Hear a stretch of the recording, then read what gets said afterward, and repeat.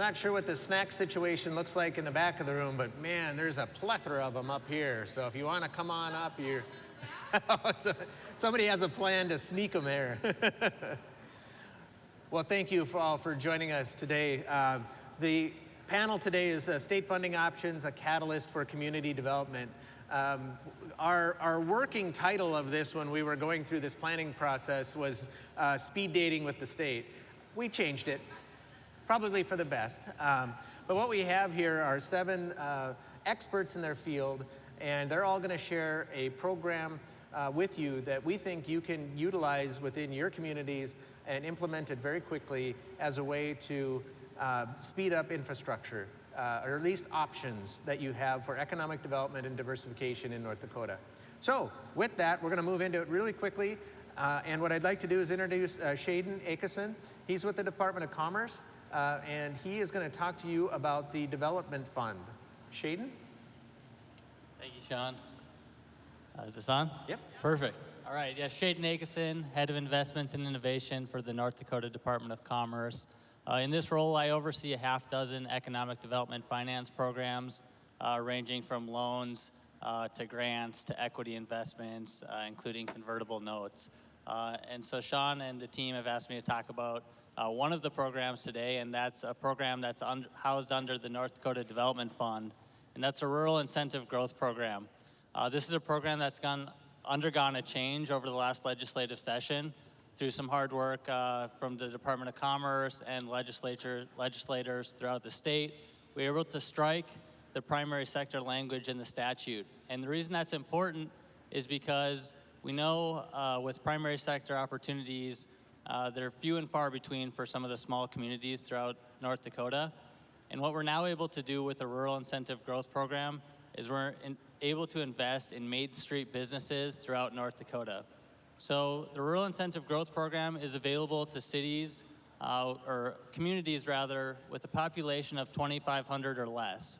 And it's available for loans or grants or both for those cities.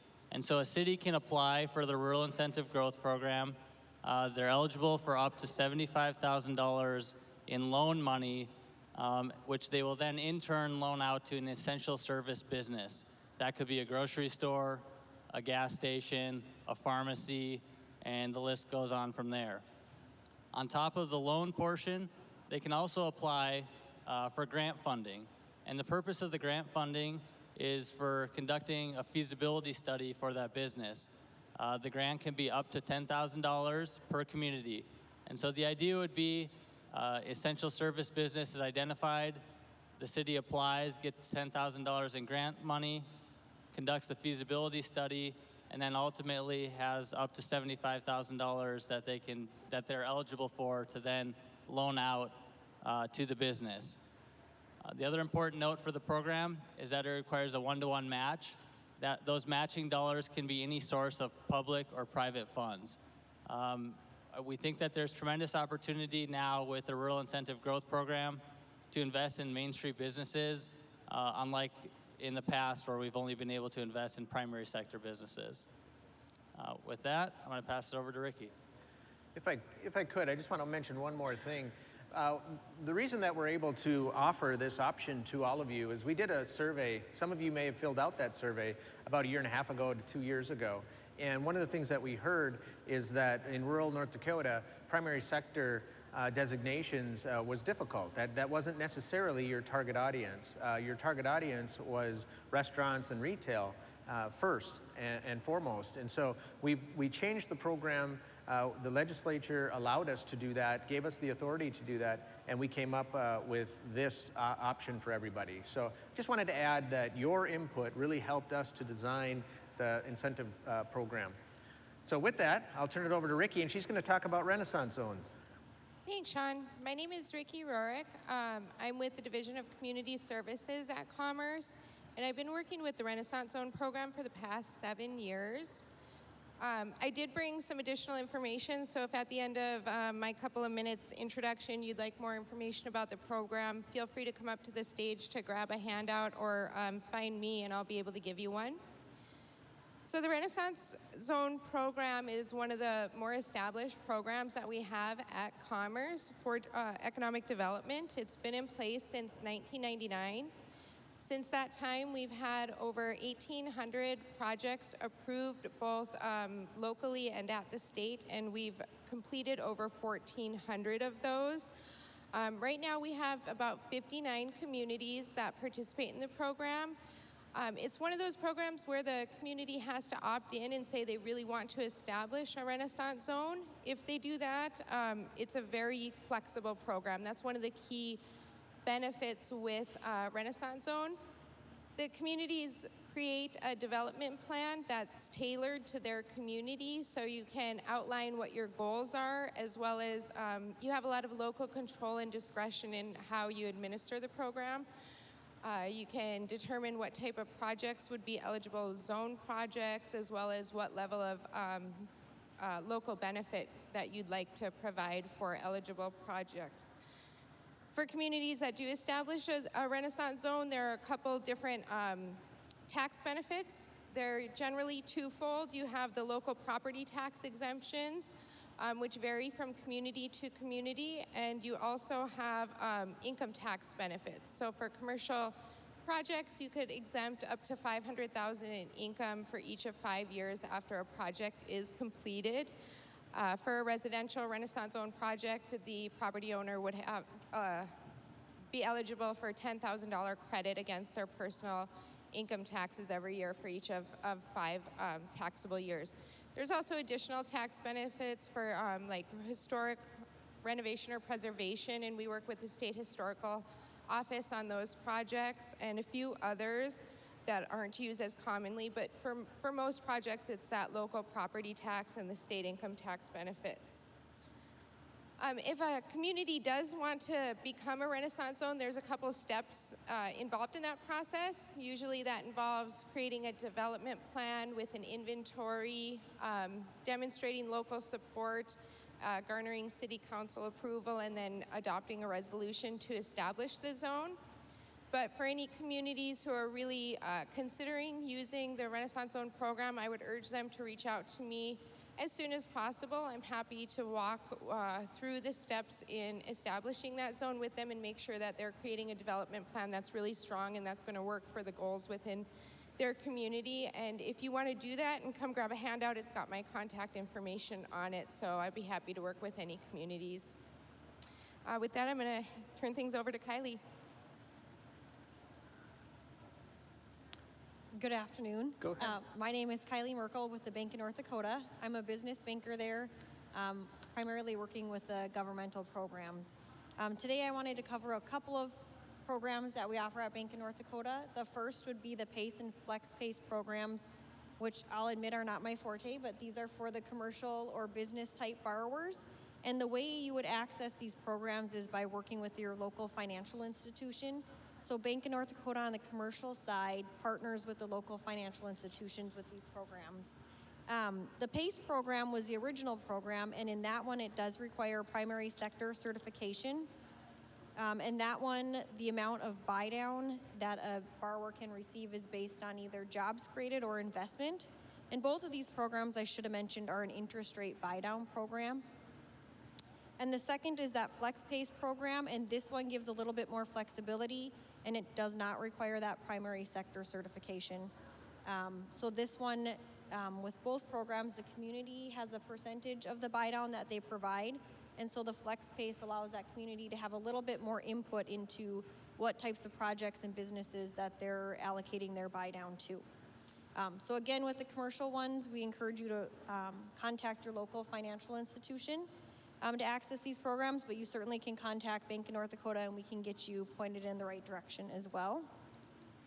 The second one, which is maybe more where I play a role, and that is the Infrastructure Revolving Loan Fund. The bank administers this program on behalf of the legislature. It was created a few bienniums ago, and it provides loans to political subdivisions for essential infrastructure projects. This last legislative session, we had a lot of changes to the program. And so I'll kind of go through some of those, but the program can be used for construction projects, whether that be new construction or repair and replacement of existing infrastructure projects. So kind of examples of projects would be roads and bridges. We do a lot of roads and bridges. We can do water and sewer projects. This last legislative session, we also can now do airport infrastructure. We can do essential political subdivision buildings. And so when you think of those, we got a lot of calls historically on maybe a fire hall or an ambulance bay. And so now we can use the program for this, utility, public work buildings type projects. Communications infrastructure, electricity transmission infrastructure are also new definitions to it. This program is gap financing, and so it's meant to fill where there aren't other state funding sources available for the project. So the big one that I would mention with that one is we see a lot of water and sewer repair and replacement. And Deanne's here, so I won't steal all of her thunder, but the State Revolving Fund program is the primary funding source for those types of projects. And so we work with them. We can joint fund projects, but if there are components of the project that are eligible for their program, that's the funding source that they should be utilizing. Ineligible uses would be refinancing of existing debt or routine maintenance and repair projects. So it's meant to be for your more capital construction type projects. The interest rate in the program is fixed at 2%, and the maximum term is the lesser of 30 years of the useful life of the project. So when an applicant applies, we'll ask for kind of a tabulation of the useful life to determine the maximum term. We also do work with Department of Water Resources and Department of Transportation. We're by no means experts on infrastructure, so we do rely on some of their expertise to help us out with those useful lives. And then the maximum outstanding loan amount that a borrower is eligible for is $40 million, and that increased from $15 million.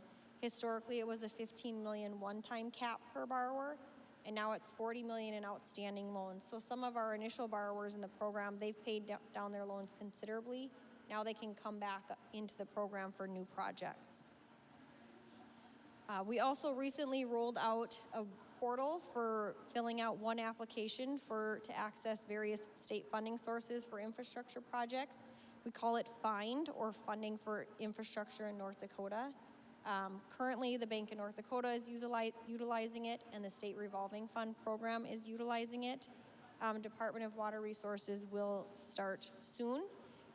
But it's one portal. It's grants.nd.gov. You can go there and fill out one application, and all of the agencies that are utilizing it will be able to see that information. It's a really efficient way for these political subdivisions to access some of the state funding sources. Historically, they had to fill out multiple applications and submit the same information to multiple agencies. So this should help make it a little more efficient for those borrowers. It also helps us state agencies to coordinate and collaborate together. So that's the infrastructure program in the one application portal. If you have any questions, catch me afterward, and I'd be happy to answer them. Thank you, Kylie. Hello, my name is Kayla Verhelst. I'm with the North Dakota Housing Finance Agency, and we're a mission-driven state agency focused on ensuring that every North Dakotan has access to safe, affordable, and accessible housing. So we primarily focus on single-family and multifamily housing. I'm just going to give a quick 10-second overview on multiple programs we have, and you can always talk to me later. But so for individuals looking to purchase a home, you can work with one of our lending or real estate partners, and you might qualify for down payment assistance or closing cost assistance.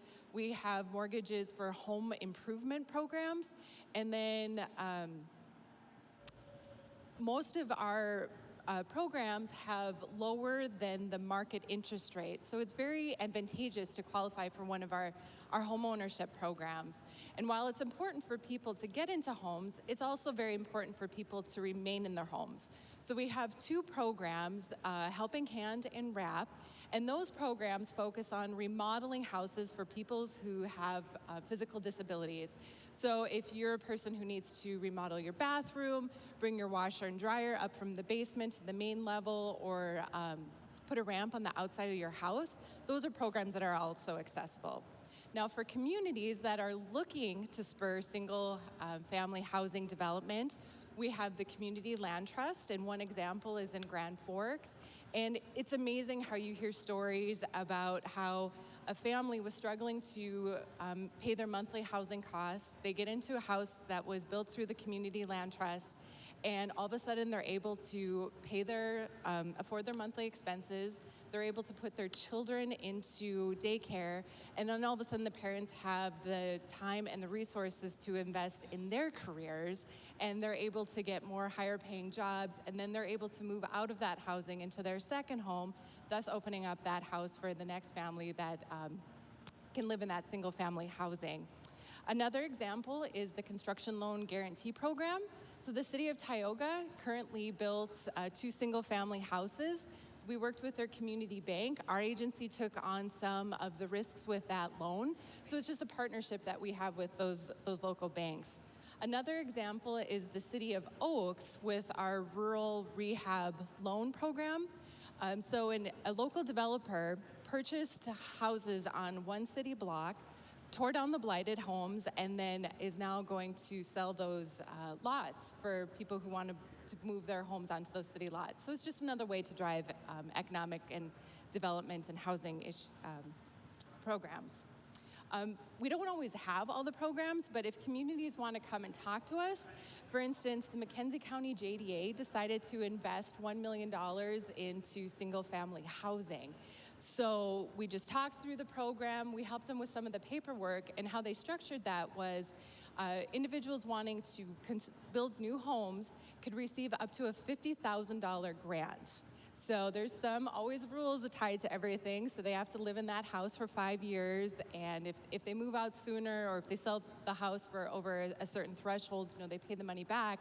But in 3 years, that spurred 32 new houses being built in McKenzie County. The other side of our housing that has been mentioned numerous times today is our multifamily housing programs. And this morning, Governor Burgum talked about pure development.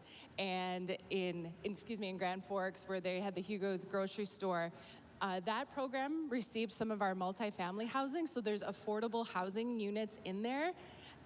Other examples are, we just had a ribbon cutting for the city of Rugby. It was one of the USD housing programs that was built in the 1980s. We got the property updated. Another example is the Mandan Junior High. That was converted to multifamily housing. We have properties in Bowman and just all across the state in urban and rural communities.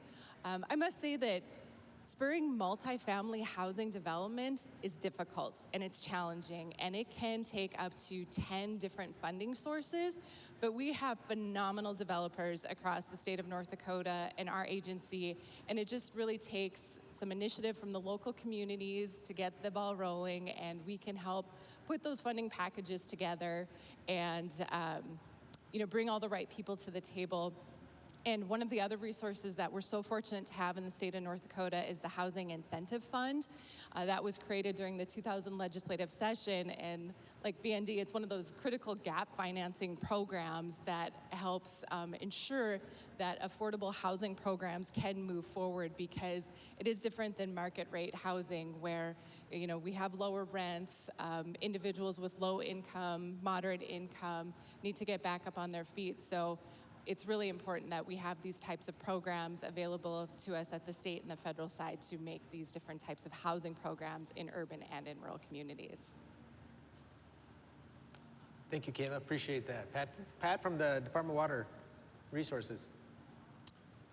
Thanks, Sean. Good afternoon, everyone.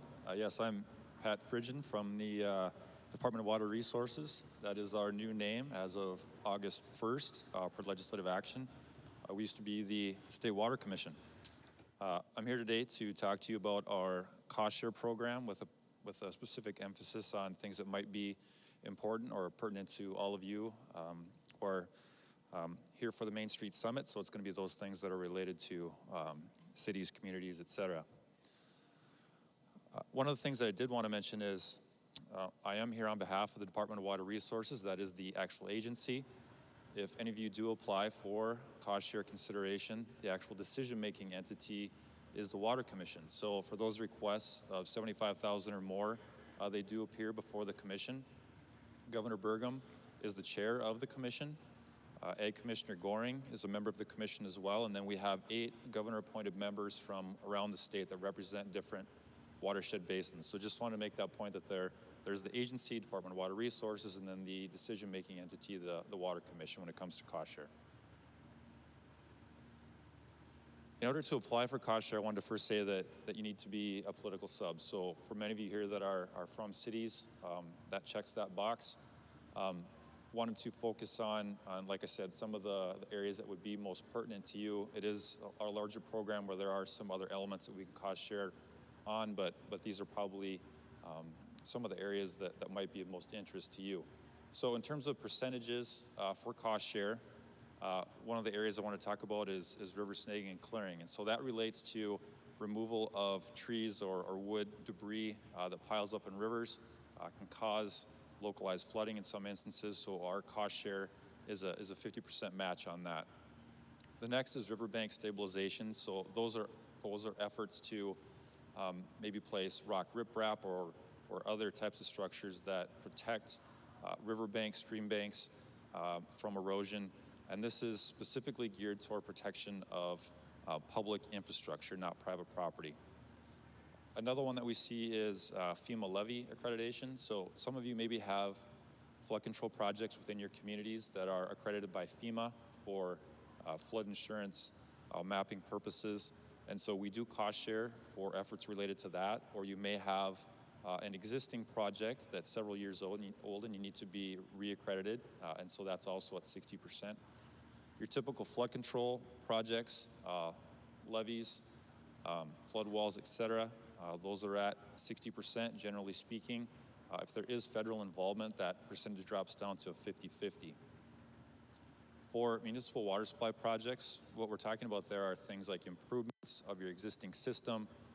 We see expansions into new areas come in. Those are at 60%. If you as a city are the sponsor. Dam repairs and removals, that is just what it sounds like. You maybe are the owner of a dam within your community, and so if they need to be repaired or removed, that's at 60%. We have a number of instances where there have been, flood impacts throughout the state, and so if you're acquiring property, if you have damaged properties that need to be acquired to maybe put in a flood wall, flood levee, that's cost shared up to 75%. If you're acquiring properties just for purposes of maybe conveyance to get them out of the floodway, that's at 60. Water supply regionalizations, that's a really high priority of the agency and the Water Commission. Those are situations where we have rural or regional systems that are hooking up communities to their infrastructure. That reduces maybe the number of storage facilities out there, number of treatment plants, and so it's that efficiency of scale. And so those are at 75%. Low-head dam roller mitigation. Again, many of you or some of you maybe have low-head dams in your communities. You might even be the owner. Those are dams that are within the channel of rivers and streams. They're under river structures that basically the water flows over it. As the water's flowing over it, it creates a recirculating current. They're also known as drowning machines. And so another type of project that the Commission has taken great interest in to try to mitigate. Those are at 75%. And then again, if you're a dam owner, emergency action plans for high hazard dams or significant hazard dams, those are at 80. In wrapping up, if you want additional information, this is our website. You can go to click on project development and then cost share. And with that, I'll turn it over to Paul. Thank you, Pat. Appreciate that. Paul Benning from the DOT. Thank you very much. I'm Paul Benning. I'm with the North Dakota Department of Transportation. I'm the Director of Local Government. In our area, we work with our 12 major cities, about 5,000. We work our 53 counties and our 34 transit providers.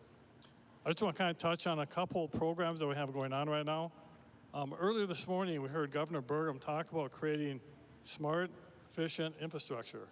And we have 2 programs that just do that. One of the first programs is called the Urban Grant Program, and it's for cities about 5,000. And basically, this program is used to invest in current infrastructure that's currently in place. We look at our downtown areas where we have investment infrastructure that's in place, and we go forward and we try to invest additional dollars in it. What we try to do is we try to preserve existing infrastructure. We look at providing multimodal services for the downtown areas. And those multimodal services could be anything from better transit services to bike and ped facilities to better ways to cross the street. And we also look at providing things to utilize underused vacant areas that we see inside some of these urban areas, like between alleys and parking lots. The policies that we have with the department, we normally work with the urban areas to solicit these programs, and then they can apply for these type of projects, and we have an application process. The funding we have for this type of program is about $3.6 million, and while that seems like it's a lot of money, currently we have probably about 3 times as many applications as we normally get for these projects. And the cost participation for these projects, there's about an 80% share, and then there's some cost participation between the North Dakota DOT and the local governments as well. We also have some maintenance that we do on these projects after they are completed. The maintenance kind of follows our urban guidelines that we have for cities about 5,000. And we have a project selection committee. There's a committee of people that review these projects as applications that come in. It involves cities above 5,000, cities below 5,000, large and small counties, and some school districts. So we have a team of people that review these projects, they select the projects, and they award the dollars to them. Then we just go forward for project phasing like we do with our normal projects, where we develop a environmental document, we look at the plans, and then we bid these projects through the state. The other type of program we have is called the ND Street Program, and that stands for Small Town Rehabilitation Endeavor for Enhancing Transportation Programs. This project program basically is for cities below 5,000. It's just about like our urban grant program. The purpose is to go through these small cities below 5,000 that have a state highway that runs through them. We try to go out there and we try to make improvements on these state highways, because a lot of times when we do projects in some of these rural areas, we kind of go up to the cities and we don't really touch the cities themselves. And this program kind of allows us to go through these cities and do improvements to them, such as curb and gutter replacements, milling and overlaying, pedestrian crossings, and such pedestrian enhancements. The cost participation for this program is very similar to the urban grant program, where we have an 80% federal share, and then there's a state and local match to it as well. And again, but there's a maintenance for these projects after they're completed. And once again, we have some maintenance policies that the DOT has for cities below 5,000. And the guidelines and criteria, it's very similar to the urban grant program as well too. We go on out there and we solicit cities below 5,000 for any type of improvements that they want to make on a state highway that runs through their city. Once we get these solicitations back to the DOT, then we have a selection committee that goes through and they review the project selections, they kind of rate them, and then they provide some funding to them for the projects to be developed. And very similar to the urban grant program, we do an environmental document, we develop plans, and then we bid the projects as well. So that's just 2 successful programs that we have at the department to help out the infrastructure of urban areas. I'll pass it off to Deanne. Thank you, Paul. Thank you. I'm Deanne Ament from the North Dakota Public Finance Authority, and our agency administers the State Revolving Fund Program with the Department of Environmental Quality. And with that program, there's a clean water aspect and a drinking water aspect. And we provide loans to political subdivisions at a 2% interest rate for a term of up to 30 years or the useful life of the project. The Clean Water Program is over 30 years old and has made 320 loans and for a total of about $887 million. And the Drinking Water Program is a little over 20 years old and has made over 305 loans for $723 million. So they're programs that have been around for a while that don't always get a whole lot of notice, and wanted to share because right now the American Rescue Plan money if a city is looking to invest or use their rescue plan money, it says SRF-like projects. And so this program is the SRF-like projects. And I'll just give you a few examples of SRF-like projects that would be eligible to use the rescue plan money. They would be wastewater treatment, sewer systems, stormwater projects, landfill closure. This has to include a leachate collection and treatment, water meters, energy efficiency, land acquisitions necessary to complete eligible projects. And it also includes on the water side, it would be wells, surface water intakes, treatment, storage, transmission and distribution, consolidation of systems, water security, energy efficiency, and administration buildings. So those are some of the broad categories that are included in the SRF-like projects that they're referring to in the American Rescue Plan money. And one key piece for accessing this program is that there's an intended use plan. It's a list that gets put together annually, and projects need to be on there. And at this point in time, there is talk of a federal infrastructure bill. We thought it was going to be passed in September. Now they say it's going to be passed in October. But a key component in that federal infrastructure money for water and sewer is that we're going to have to give away approximately half of the additional money North Dakota receives as a grant or loan forgiveness, as we refer to it. So it's really important for cities that have any types of projects to make sure, water or sewer projects that is, to make sure that those are included on the intended use plan. The drinking water program, those checklists, questionnaires were due on October 1st, but contacting the drinking water manager at Department of Environmental Quality, we can probably still sneak projects on. And right now they're currently accepting the questionnaires for the clean water program, and those are due by December 10th.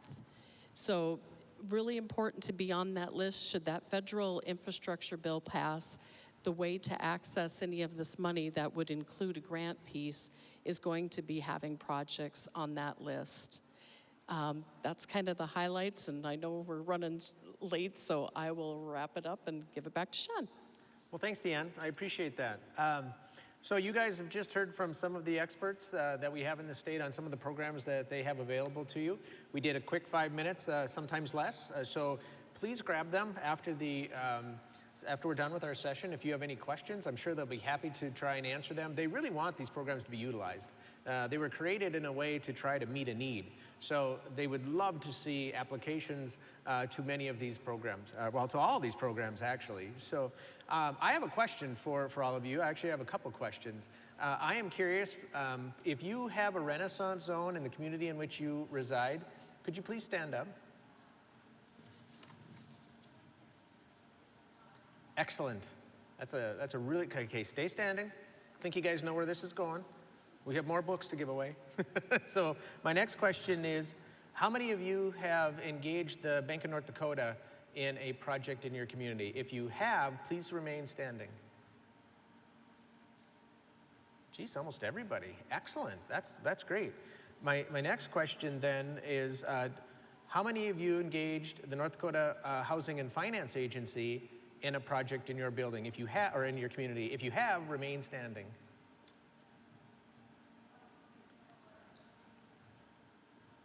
Okay, Kayla, you got some work to do. We had some people sit down. Excellent. Okay, next I want to go to the DOT. How many of you have utilized the programs that Paul mentioned? If you have, please remain standing. Or at least made an application. Whether or not you got funded doesn't matter. You've made an application. Great. Okay, I'm having a hard time seeing, but how many people are still standing? Can anybody give me a quick head count? 10? Okay, good enough. Excellent. You guys are the winners. Everybody, please come up, grab a book from the front of the stage. We'd love to. I'm so glad that you've participated in state programs. So with it, that ends our program. I really want to say thank you to all of these experts to agree to come and present today. If you wouldn't mind congratulating them with a round of applause, I would certainly appreciate that. Thank you, everyone.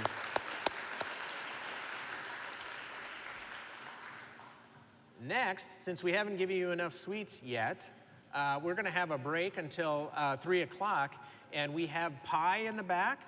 So if you would like pie, if you want gluten-free, it is available. You just have to ask your server for gluten-free pie. But we have homemade apple pie. I think there's a couple more varieties, but please enjoy. And thanks again, everybody, for attending.